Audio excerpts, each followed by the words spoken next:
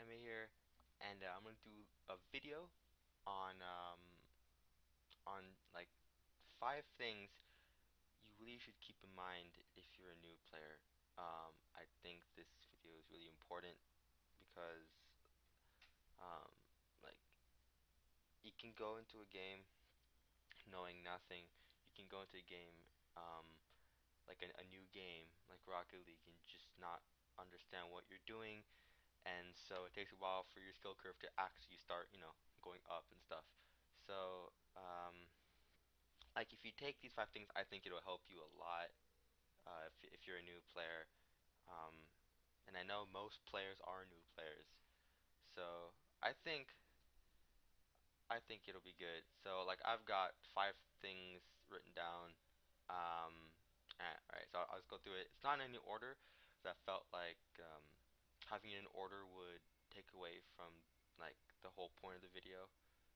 So, alright, well, first thing is to take advice from other players when you know they're better than you.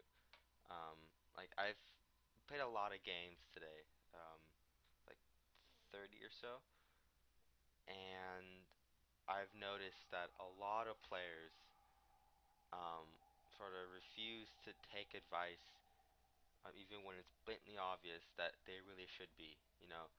Like, oh, if someone tells you to, not go for this kind of ball or to do this or do that, think about it. Don't just refuse it, or don't just ignore it, or don't like yell at them or whatever. Like, it's it's really not helpful to anyone when you just blatantly ignore or like get mad that someone's telling you to do something. Um, because like the majority of players of Rocket League aren't that good. That's the reality of it. That's how it is in every game. Um, any game with any sort of skill curve, um, that's how it is. So when someone really good tells you to do something, you really should think about it. You should um, you know, you shouldn't just follow it no matter what.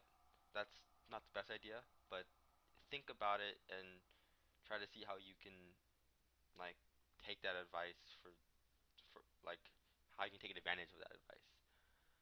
Second thing, understand that your teammates are better than you in when you're actually playing. Um, like if you're really new, most people will probably be better than you, significantly better than you. So if you're new and like if you've only played for like a week or something, and you go into some unranked games, most people will be better than you by quite a lot. Um, so when you're actually playing, you should respect that. You should understand that because they're better than you, they're going to do things that you won't expect. If you're not at someone's level, they're going to be able to do stuff that you can't, so you won't be able to expect it unless you're used to playing that way. And if you can get used to playing with people better than you, that's really good.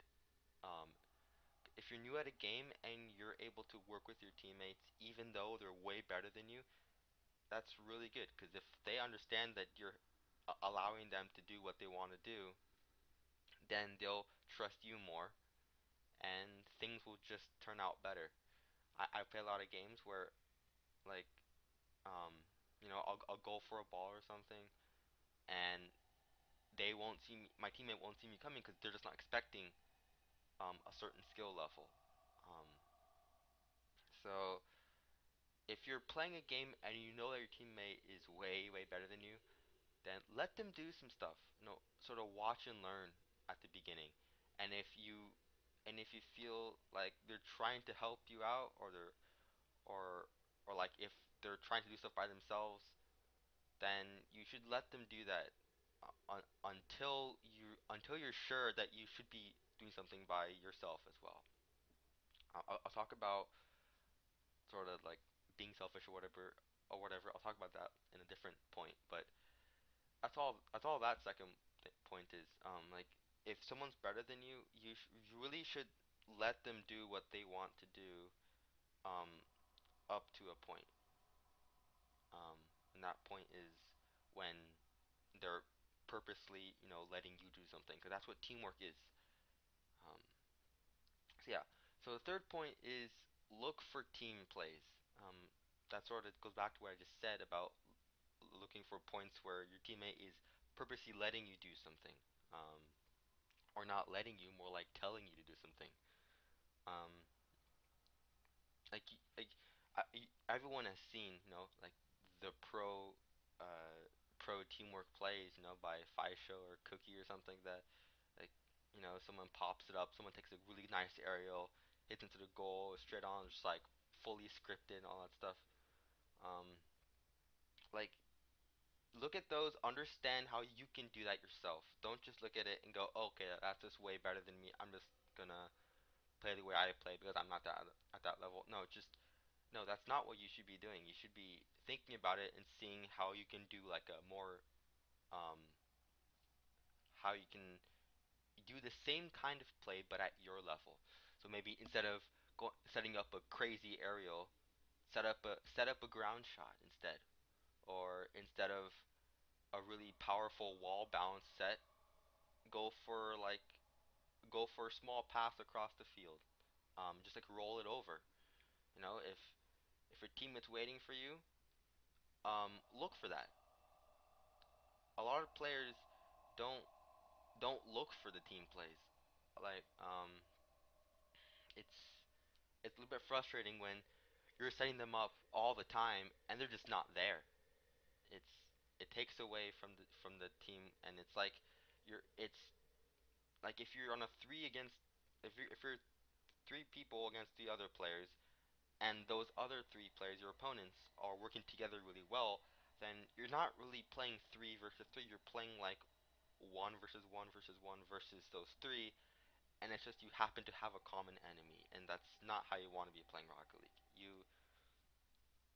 You want to be looking for team plays all the time. Like, I think the most frustrating thing for me is that sometimes I'll pass it in front of my own goal because I know my teammates defending, and then they'll miss it or something, or they didn't realize it was coming to them, so they blame me for passing to the other team and scores or something like that. It's um like it's partially my fault for not realizing that they didn't see my pass. Um, like it's partially my fault, I guess, but like a lot of players um aren't looking for those things. And yesterday, when I was playing with a guy named Ronan, he's like a long time player. He played the alpha. Um, I've known him for a while now, and he's a great player overall. And like there were so many plays where I would hit it into a spot where you wouldn't expect it to be good, but I knew that since Ronan was there, he was expecting a pass from me that I could hit it and I could make a play really easily. So just because he was looking for those plays, he doesn't have to be that good. He just has to look for them. Like a lot of people don't value just seeing plays happen. Whether it's you don't have to execute every single play the way you want. You can think about the play. You can see the play happen in your head, and if it doesn't go well, well then I will be much less frustrated than you. that's that's actually like all it is. If I see a player who's sitting at our own goal doing nothing while I'm up in the offense position, um, that's just not helpful. Um, they're not actively looking for a team play. They're not looking for a set. Um, like it's again, it's more of just individuals versus a team, not a team versus a team. That's what you're aiming for. And the last thing about this point is when you see a play happen and it doesn't go that well, think about how you can do that better next time. Think about how you can position yourself to make it happen better next time, and sort of let that drive your motivation to get better at that team play. I think that's really important because you have to see plays happen. That's the first step, and then to execute those plays, it comes from practice, experience, and just trying it out. Just trying it out. If it doesn't work, I can't get that mad, even if you completely mess up an easy shot, because I know that at least you had the right idea, and that is way better than most players. So, um, yeah. So the fourth point is don't be selfish and get rid of the new player idea of it's there's a new mindset, and it's trying to hit the ball every single time. Don't do that. Okay, just don't go for the ball every single time. Just like the team play aspect, don't just go for a ball because you see it. Look for opportunities. Don't like and opportunities are not when the ball is there. Opportunities are when you think your positioning and your play will actually improve the entire situation. Um, I've had so many games where like my teammates would just go for every single ball and they wouldn't look for opportunities, so we'd always get stuck playing on defense because we just give the opponents opportunities instead. Um, that's like the worst case scenario. They just get shots after shots after shots, and I'll rack up some saves, and that's always nice. But I don't want to be doing that. As fun it is to save and make really awesome epic saves, that's just the result of bad teamwork. So I personally don't think having a lot of saves is that good. Um, I think it's better if you try to turn your defense into offense, and a lot of good offense can be your best defense, and it will be your best defense if you're able to work as a team really well. Um, and part of the part of this change in your mindset is kickoffs. Um, like everyone knows that you shouldn't go for the kickoff every single time. That's that's something that should be common sense. And if it's not, well then there you go. It's not the right thing to be doing. You should not go for the kickoff every single time. In my first teamwork tutorial video, I've already explained all the specifics about that. But the basic idea is if you're the closest one and you're supposed to go to the ball, then you should go for it. Um, Sometimes you'll get teammates who actually say, "Take the shot," or "I got it." Then let them take it. Um, I think the one exception is if they say "I got it" and you feel like you want to also go for the kickoff too because you're also in the closest position. Because the field is symmetrical, so you can do that. If that's the case, then I'd say it's okay. But if they really say "I got it, I got it, I got it," they don't want you to go for it, then don't go for it. Quick chat is more useful than you might think at first. Uh, so yeah, that's the fourth point. Don't don't go for the ball every single time. Look for opportunities. Don't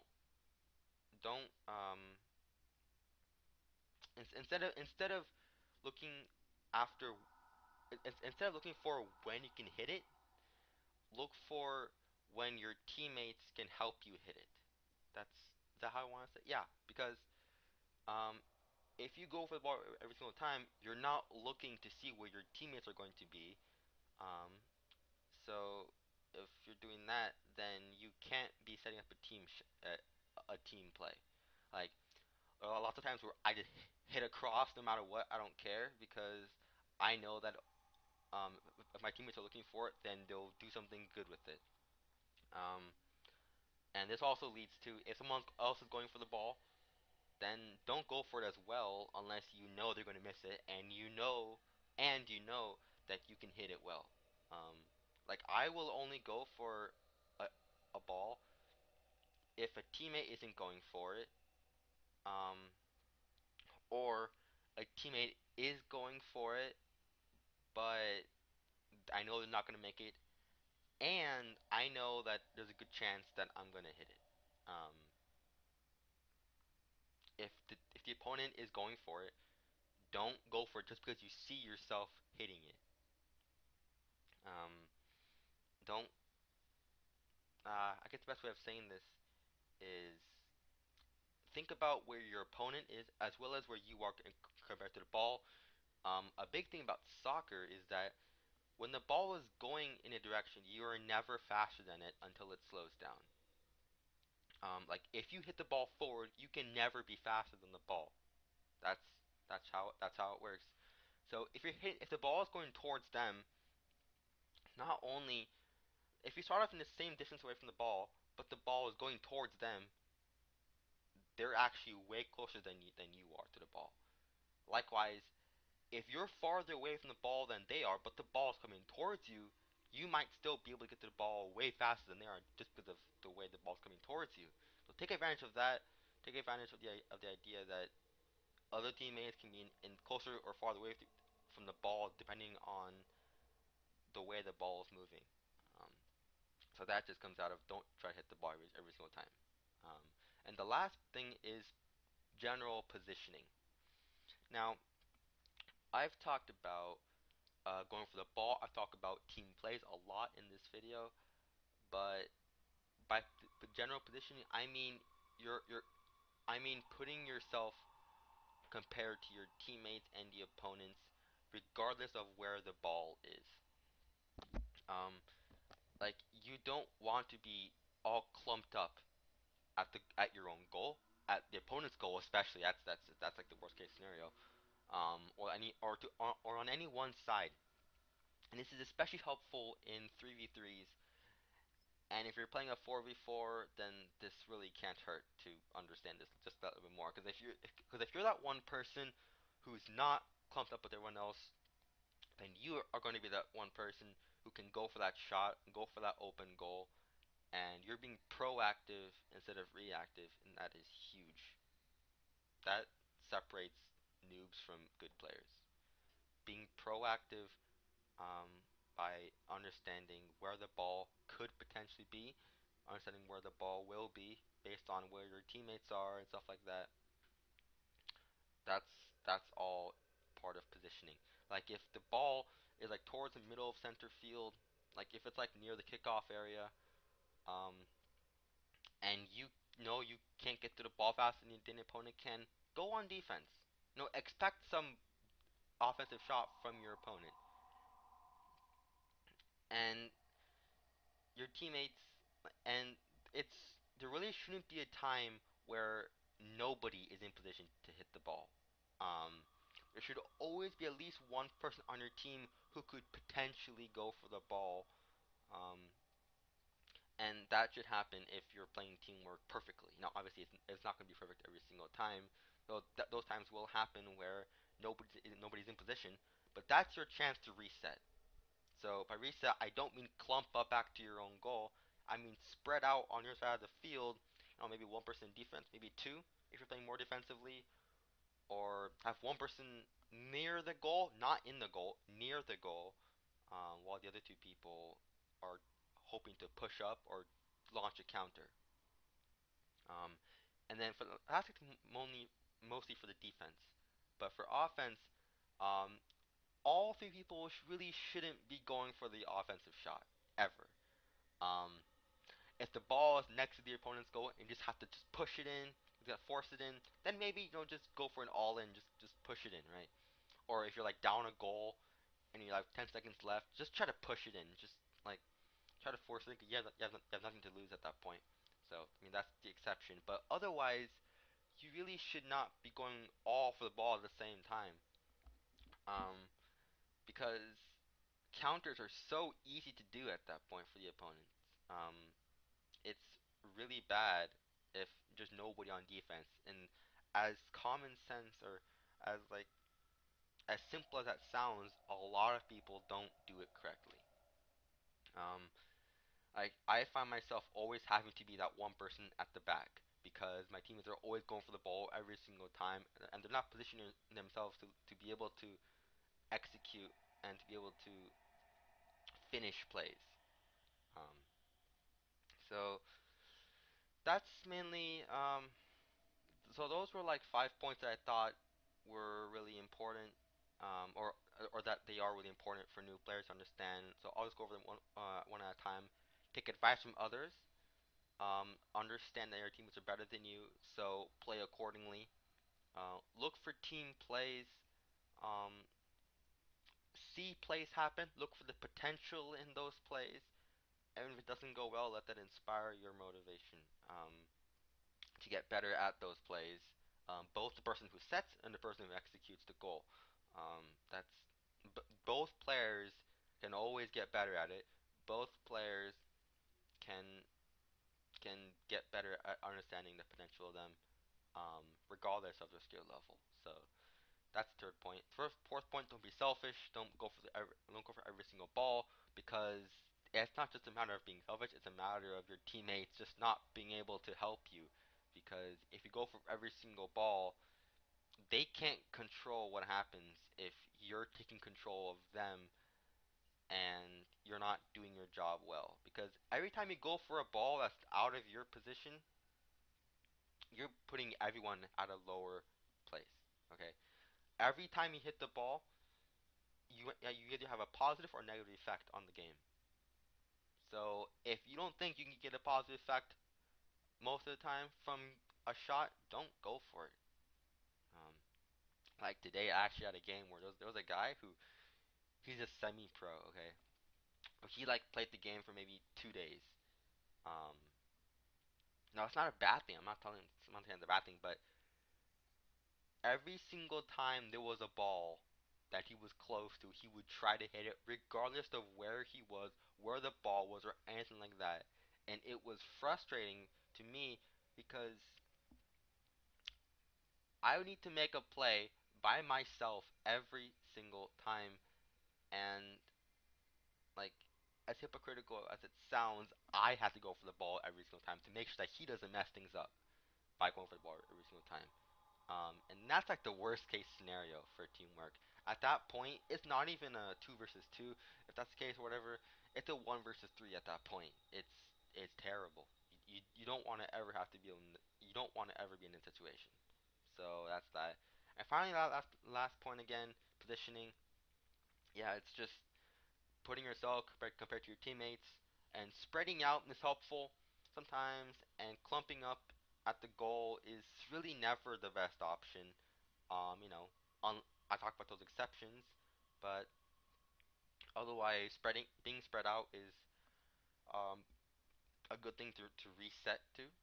Um, but yeah, hope you guys learned something from this video, and like I know that if anyone sees this video and learns something, learns something and is able to take this advice, then I know that's one more person who will be able to play as a team, as a good teammate, that much better. Like I know that in an actual game they'll be much better and they can boost their learning curve way, way, like way better than if they just played for hours and hours. Like knowing these things beforehand can like skip all these learning steps. Now, learning steps are good because they give you experience, but just knowing the ideas is like sometimes way more important than actually playing. So like there are two things. There's seeing plays happen and there's actually doing them, and you can't do the plays if you don't see them happen. So you just might as well see the plays happen and understand the potential in them, right now, and then go into the game playing, and then go into the game and see if you can do it yourself, and then that's how you're gonna get better. You see things happen and you go for it. But yeah, hope you guys enjoyed. And this wasn't a gameplay video, obviously, but I will see you guys in the next video. Thanks for watching.